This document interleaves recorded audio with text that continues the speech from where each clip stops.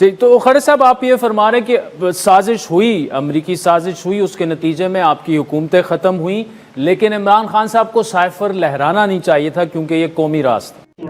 السلام علیکم ناظرین، عادل شاہ زیب کے پروگرام میں پرویز کھٹک بہت سارے حقائق سے پردہ اٹھا کے خود ہی ننگا ہو گئے۔ انہوں نے اس بات کو تسلیم کر لیا کہ عمران خان کو ہٹانے میں بیرونی طاقتیں ملوث تھی۔ آئے ناظرین، پہلے ہم ویڈیو دیکھتے ہیں پھر اس کے بارے میں تبصرہ کرتے ہیں۔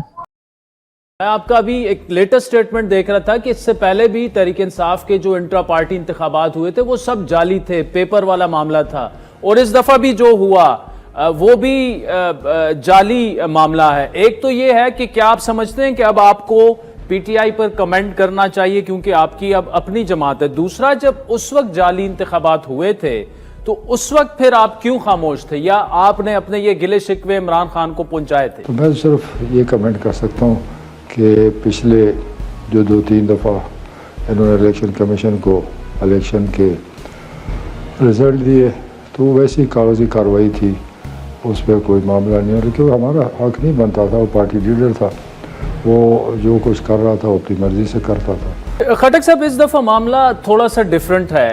اگر تو تحریک انصاف کا انٹرا پارٹی الیکشن کمیشن نہیں مانتی، ابھی تو فیصلہ محفوظ ہو گیا، تو اس کا مطلب یہ کہ الیکشن سمبل نہیں ملے گا، تحریک انصاف تو بلہ تو بیلٹ پر ہی نہیں ہوگا، اور تحریک انصاف کا گلہ یہ ہوگا کہ جناب یہ دیکھیں نا، فیئر اینڈ فری الیکشن میں ہمیں آلریڈی آؤٹ کر دیا گیا ہے۔ تو اس دفعہ جو الیکشن ہوا، اور ویسے ایک اعتراض یہ بھی ہے کہ صرف تحریک انصاف کیوں، پیپلز پارٹی بھی ہے، نون لیگ بھی ہے، جے یو آئی بھی ہے، باقی پارٹیوں سے بھی اسی وقت میں جب 3 مہینے بعد الیکشن ہو رہے ہیں تو انٹرا پارٹی الیکشنز کروائے جائیں، تو تحریک انصاف کا گلہ یہ ہے کہ یہ ان کے ساتھ زیادتی ہو رہی ہے۔ یہ تو مجھے نہیں پتا، کیونکہ الیکشن کمیشن نے جب نوٹس دیا ہوگا ڈیفینیٹلی اس میں کوئی مواد ہوگا، کوئی چیزیں ہوں گی جس پر ان کو آبجیکشن تھا۔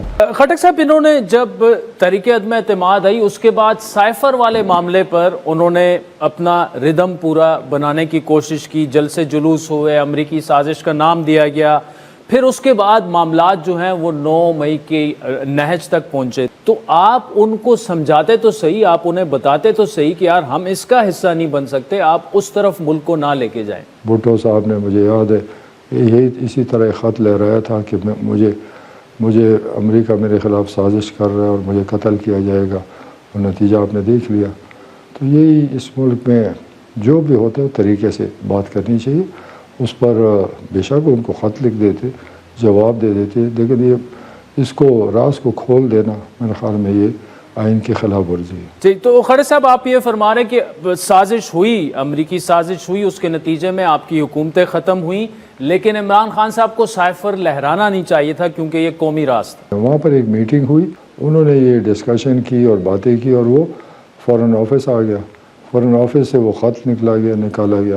تھوڑا سا اور کلیئرٹی آپ سے چاہیں گے کہ تحریک عدم اعتماد یا عمران خان کی حکومت ختم کرنے میں امریکہ کا یا اس وقت کی اسٹیبلشمنٹ کا کوئی کردار نہیں تھا، آپ یہ کہہ رہے ہیں؟ پلان جس نے کیا، جہاں ہوا، یہ اللہ کو پتہ ہوگا، پیچھے کون تھا، وہ تو اس ملک میں ہمیشہ رہتا ہے، کوئی نئی بات ہے ہی نہیں۔ لیکن جس وقت آپ نے پارٹی کو چھوڑا، آپ نے پریس کانفرنس کی اسد کیسر صاحب کے ساتھ، اور پی ٹی آئی نے یہ بتایا کہ جی آپ نے اسٹیبلشمنٹ کے دباؤ میں آ کر عمران خان کو چھوڑ دیا ہے، تو اگر آپ کا اختلاف تھا تو اگر آپ 9 مئی سے پہلے چھوڑتے تو اس میں شاید زیادہ وزن ہوتا آپ کی باتوں میں۔ تو پی ٹی آئی کا تو دعویٰ یہی ہے کہ آپ، چونکہ آپ نے اور محمود خان نے ایسے وقت میں پارٹی چھوڑ دی جب پارٹی کو آپ کی لیڈرشپ کی ضرورت تھی، اور جب ہماری ضرورت تھی انہوں نے ہماری قدر نہیں کی۔ خٹک صاحب، یہ ملاقات آپ کی جو فوج سے یہ 9 مئی کے بعد ہوئی، جب آپ نے یہ فیصلہ کیا کہ نہیں جی اب جو مجھے بتا دیا گیا ہے کہ یہ فوج سے لڑنا چاہتے ہیں تو اب مجھے پارٹی چھوڑ دینی چاہیے، اس کے بعد ہی آپ نے پارٹی چھوڑی؟ یہ ملاقاتیں میری پہلے بھی تھی، رابطے میرے تھے، حقیقت بتاتا خٹک صاحب، ہوں۔ تحریک انصاف پارلیمنٹیرین اب تک کیا اتنا گراؤنڈ بنا چکی ہے جس کی بنیاد پر آپ یہ دعویٰ کر رہے ہیں کہ اگلا جو سی ایم ہوگا کے پی کا وہ بھی میں ہی ہوں گا؟ کیونکہ گراؤنڈ پر کچھ ایسی صورتحال لگ رہی نہیں ہے کہ آپ کے جو بھی جلسے وغیرہ ہوتے ہیں وہ شاید اتنی انہیں پذیرائی نہیں مل پائی، یا کوئی ایسے بڑے نام آپ کے ساتھ، محمود خان صاحب بالکل آپ کے ساتھ اکٹھے شامل ہوئے، اسد کیسر صاحب آئے وہ پھر چلے گئے، عاطف خان ہو گئے، شاہ فرمان ہو گئے، تیمور جگڑا ہو گئے، कामरान बंगश हो गए, जो पीटीआई के सरकर्दा चीदा लोग थे उनकी गवर्नमेंट में, वो अभी तक आपके साथ तो शामिल हुए नहीं हैं। तो आप किस बुनियाद पर ये दावा कर रहे हैं कि सूबे में मेरी हुकूमत होगी? आप किस बुनियाद पर ये बात करते हैं कि बड़े नाम है? खाली नाम है, नाम के पीछे है कुछ नहीं। इनके पास तो ज़ाती वोट ही नहीं है, ये तो पीटीआई का वोट है, तभी तो भागते फिर रहे हैं। ये ज़रा पीटीआई से हटें और 2000 वोट लेकर दिखा दें। ठीक है खटक साहब, इस वक्त ग्राउंड रियलिटी की अगर बात की जाए, तहरीक इंसाफ का वोटर और आपकी जमात का वोटर, तो कितना कोई फ़र्क होगा इस वक्त? इतना फ़र्क है कि वो मिट जाएगा? इंशाल्लाह अब हम निकल आए हैं, हमारे लोग अब अपना काम शुरू कर दिए इंशाल्लाह, और आधे हम काटेंगे, आधे को और काटेगा, कुछ और पार्टी से और काटेगा, तो ये अब नतीजा इंशाल्लाह याद रखना। आपको इलेक्शन साफ शफाफ होते नजर आ रहे हैं? क्योंकि बाकी पार्टियां इंक्लूडिंग पीपल्स पार्टी जो है वो नवाज शरीफ साहब को लाडला कह रही है कि जी इस्टेब्लिशमेंट उन्हें वज़ीर आज़म बनाने के लिए लेकर आई है, MQM अलग से शिकायत कर रही है, मौलाना की भी कुछ अपने रिजर्वेशंस हैं।